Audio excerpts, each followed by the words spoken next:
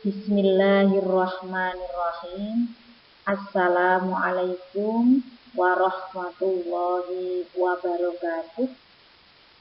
Alhamdulillah, kita panjatkan puji syukur kehadirat Allah Subhanahu wa Ta'ala karena kita bisa bertemu kembali dalam rangka peningkatan pengetahuan kita belajar bersama.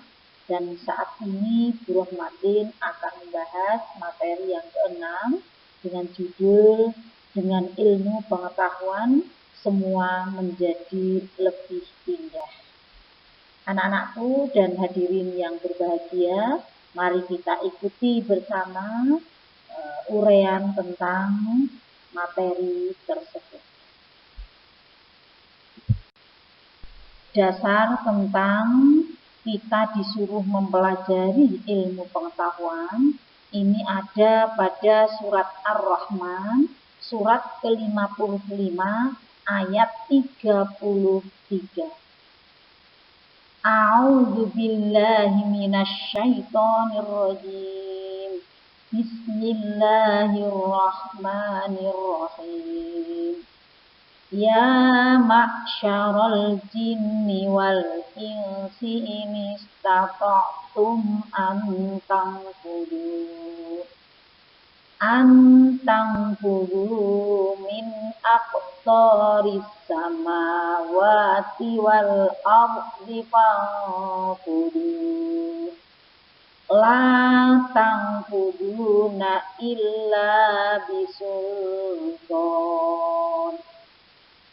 yang artinya, wahai golongan jin dan manusia, jika kamu sanggup menembus melintasi penjuru langit dan bumi, maka tembuslah.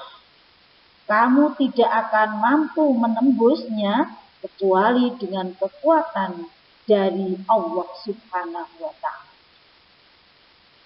Anak-anakku, semua yang kita cari, semua yang kita laksanakan akan berhasil dengan ridho Allah Subhanahu wa Ta'ala. Oleh karena itu, kita disuruh belajar sebanyak mungkin, tapi dengan dasar ridho Allah Subhanahu wa Ta'ala. Selanjutnya, kita lihat kandungan surat Ar-Rahman, surat ke-53 ayat 33. Pada awal surat Ar-Rahman ayat 33, Allah Subhanahu wa Ta'ala menyeru jin dan manusia bahwa pada hari pembalasan nanti mereka tidak dapat lari dari ketentuan dan hukumnya. Selain itu, jin dan manusia tidak dapat menembus langit jika tidak memiliki kekuatan. Kekuatan ini akan terpenuhi atas izin Allah Subhanahu wa Ta'ala. Pada akhir surat Ar-Rahman ayat 33 dijelaskan bahwa kamu tidak akan mampu menembusnya kecuali dengan kekuatan. Kekuatan dalam ayat tersebut ditulis dengan kata sultan. Menurut sebagian para ahli tafsir, kata sultan memiliki makna izin dan kehendak Allah Subhanahu wa Ta'ala. Namun, manusia tidak dapat mengetahui kebesaran Allah tanpa ilmu pengetahuan. Dengan ilmu pengetahuan, manusia dapat menembus langit atau ruang angkasa. Allah Subhanahu wa Ta'ala mengaruniai manusia akal dan pikiran, yang mana harus diperdayakan dengan belajar. Jika manusia mencapai keberhasilan dalam ilmu pengetahuan, maka akan membuat manusia itu menyadari betapa luasnya alam ini. Dan itu akan mempengaruhi dan mempererat keimanan kita kepada Allah Subhanahu wa Ta'ala. Dasar berikutnya adalah surat Al-Mujadalah, surat ke-58 ayat ke-11. Kita baca sama-sama. A'udzu billahi minasy syaithanir rajim. Bismillahirrahmanirrahim. Ya ayyuhalladzina amanu idza qila lakum tafassahu fil majalisi fafsahu yafsahillahu lakum wa idza qila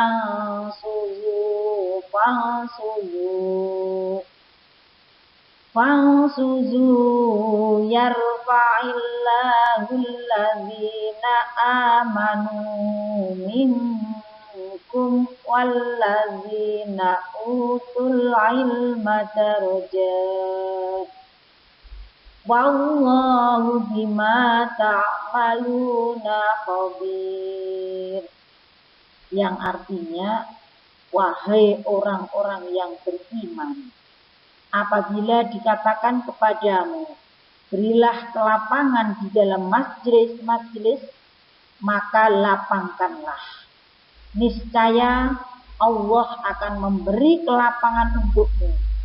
Dan apabila dikatakan kepadamu berdirilah, maka berdirilah. Niscaya Allah akan mengangkat derajat orang-orang yang beriman dan berilmu pengetahuan dengan beberapa derajat. Dan Allah Subhanahu wa Ta'ala Maha teliti apa yang kamu kerjakan. Selanjutnya kita perhatikan kandungan surat Al-Mujadalah surat ke-58 ayat 11. Yang pertama, jika seseorang menghadiri majelis atau suatu tempat, hendaklah saling memberi kelapangan kepada orang lain. Yang kedua, Allah Subhanahu wa Ta'ala berjanji akan meninggikan derajat bagi orang-orang yang beriman dan berilmu pengetahuan. Yang ketiga, ilmu pengetahuan harus dimanfaatkan dengan sebaik-baiknya untuk kemaslahatan umat. Yang keempat, setiap perbuatan manusia pasti diketahui oleh Allah Subhanahu wa Ta'ala dan akan dibalas sesuai dengan perbuatannya masing-masing. Anak-anakku, selanjutnya akan kami sampaikan hadis tentang perintah menuntut ilmu.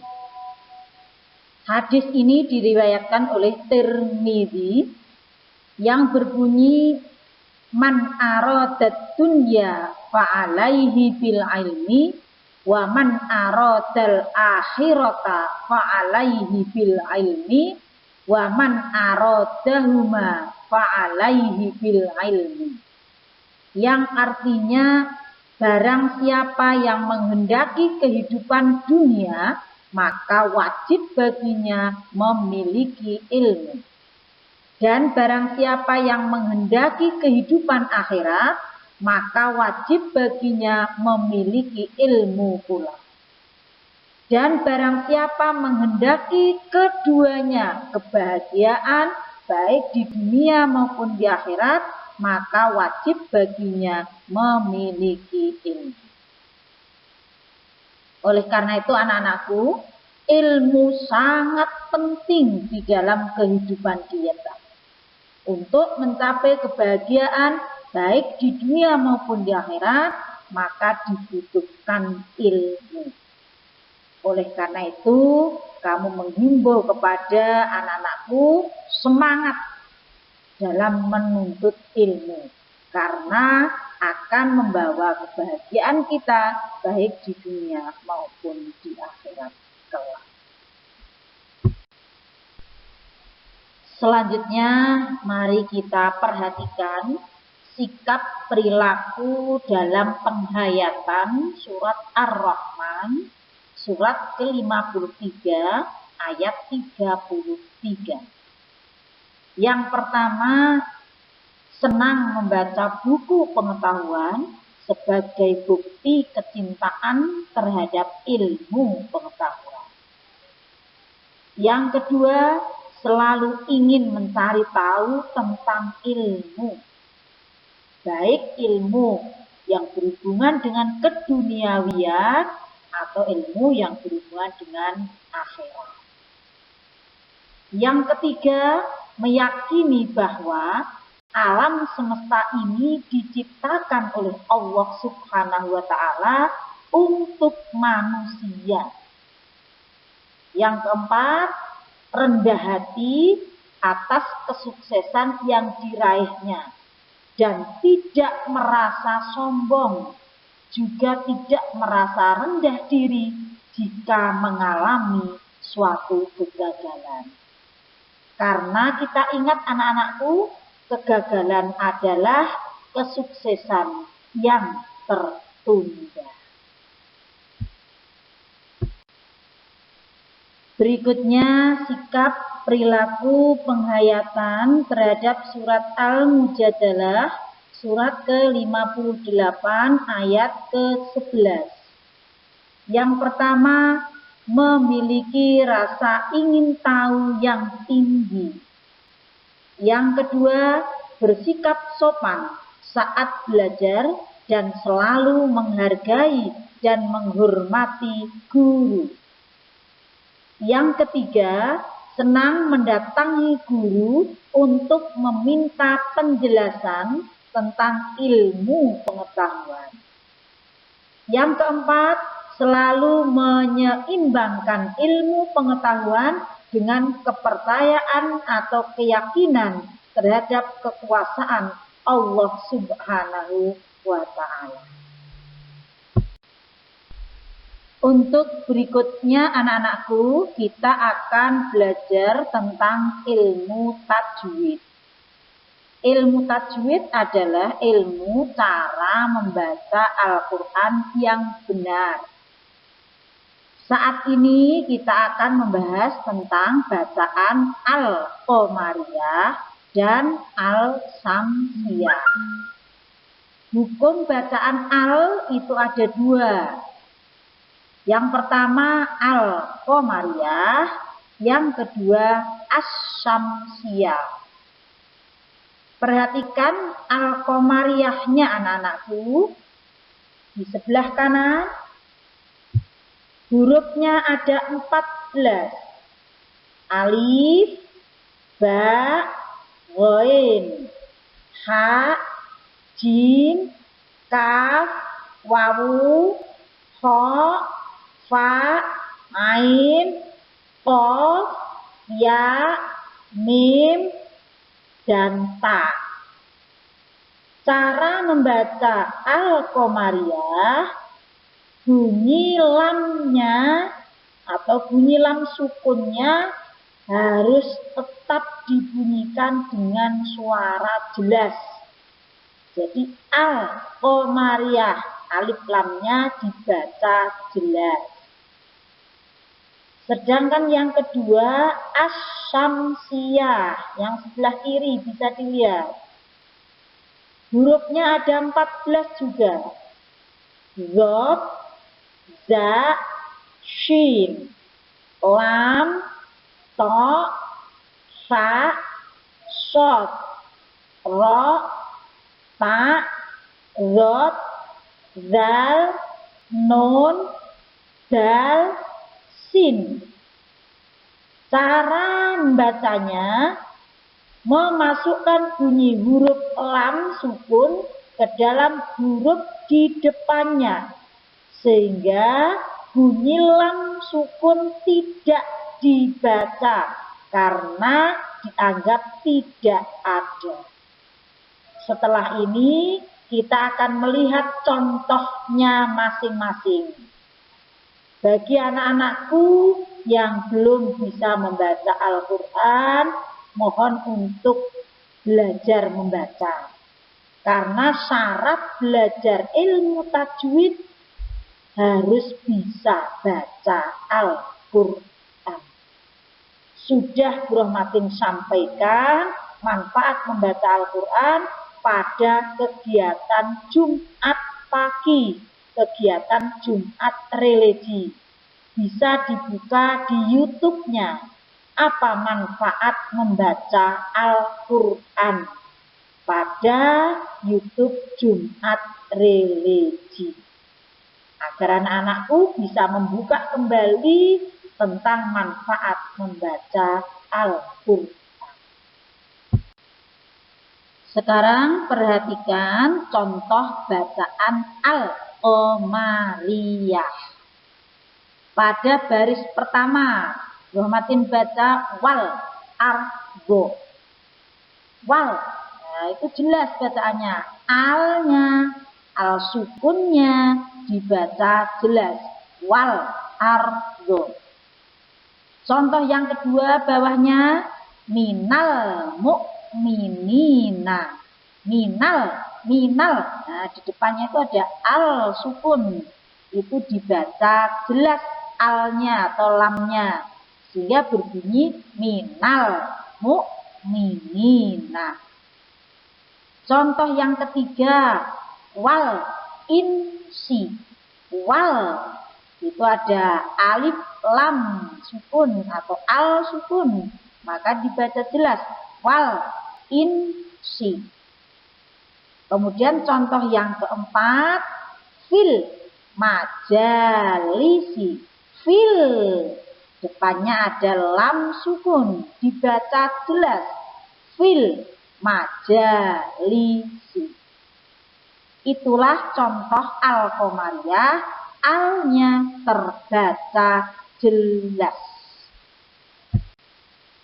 Selanjutnya perhatikan contoh bacaan Al-Samsiyah atau Asy-Syamsiyah. Pada contoh pertama kamu perhatikan min aqtoris samawati. Di kata-kata aktorisa, aktori depannya itu ada al, tapi tidak terbaca, maka dimasukkan ke dalam sin.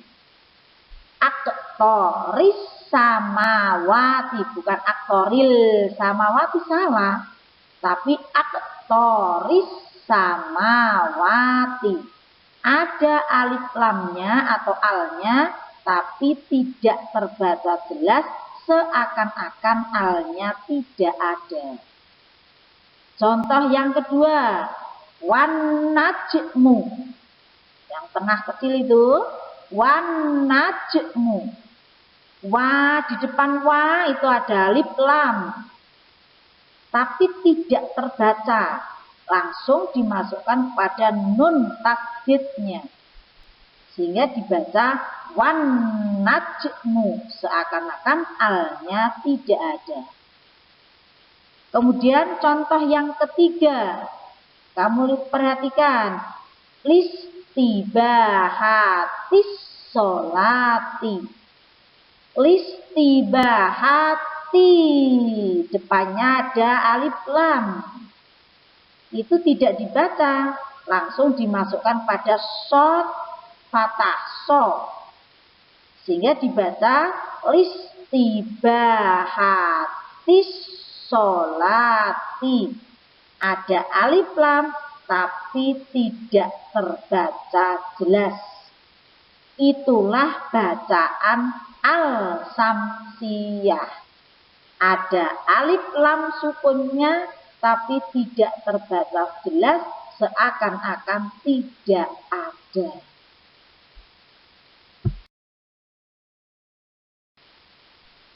Anak-anakku dan hadirin sekalian yang berbahagia, demikian tadi pembahasan kita tentang ilmu pengetahuan dan juga cara membaca Al-Samsiyah maupun Al-Qamariyah. Terima kasih atas perhatiannya, dan selanjutnya anak-anakku ada tugas, kerjakan tugas 1 PAIBP kelas 7 materi ke-6.